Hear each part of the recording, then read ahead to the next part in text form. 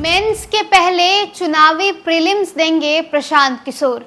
नमस्कार, आप देख रहे न्यूज़ फॉर नेशन और मैं स्वाति पांडे आपके साथ।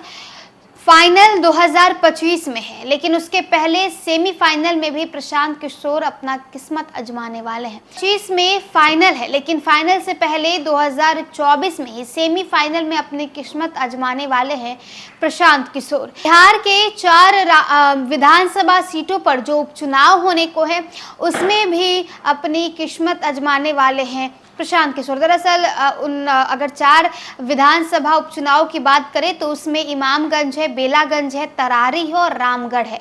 ये वो 4 विधानसभा सीटें हैं जहां पर अब प्रशांत किशोर जो है वो चुनाव लड़ सकते हैं। पहले तक चुनावी रणनीतिकार की भूमिका में रहे प्रशांत किशोर की राजनीति में एंट्री ने बिहार में हलचल पैदा कर दी है।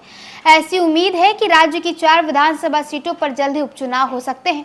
हालांकि अभी चुनाव की तारीखों का ऐलान नहीं हुआ है लेकिन सभी राजनीतिक दल इन सीटों पर चुनाव को लेकर अपनी अपनी तैयारियों में जुटे हुए हैं।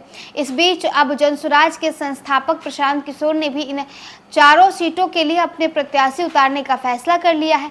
पीके के नाम से मशहूर प्रशांत किशोर पिछले 2 सालों से पदयात्रा पर है। 2 अक्टूबर को प्रशांत किशोर आधिकारिक रूप से अपनी पार्टी का ऐलान कर सकते हैं। सोमवार को आरा में पीके ने कहा, अगर हम सभी 4 सीटें जीतते हैं तो 2025 में आने वाले चुनाव परिणाम साल 2024 में खुद ब खुद तय हो जाएंगे।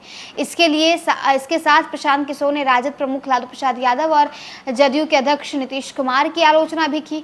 पीके ने कहा कि लालू के शासन काल में संगठित अपराध का जंगल राज था और नीतीश के शासन में ब्यूरोक्रेट्स का जंगल राज है। बता दें कि राजद को प्रशांत किशोर को बीजेपी की जो है वो भी टीम कहते आई है।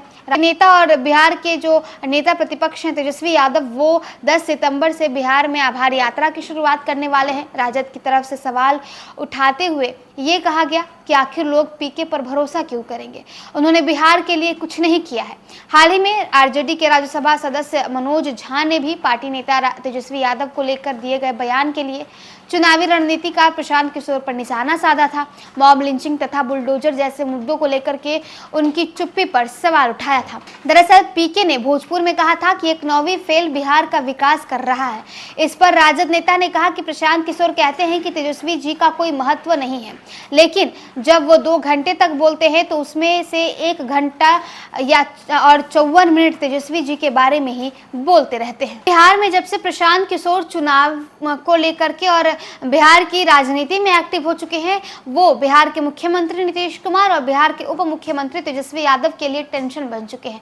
और जब से उन्होंने अपनी पार्टी का बनाने का ऐलान किया है और साथ ही साथ ये भी कह दिया है कि महिलाओं को 40 सीटों पर लड़वाएंगे, उसके बाद से मानिए तो बिहार का सियासी पारा उबल रहा है। अब ऐसे में पीके ने एक बार फिर से तेजस्वी यादव पर हमला बोल दिया है और उन्होंने कहा है कि वो हो सकता है तो 2025 के बिहार विधानसभा चुनाव से पहले 2024 में बिहार के 4 सीटों पर जो उपचुनाव होने को है उसमें भी अपनी किस्मत आजमा सकते हैं।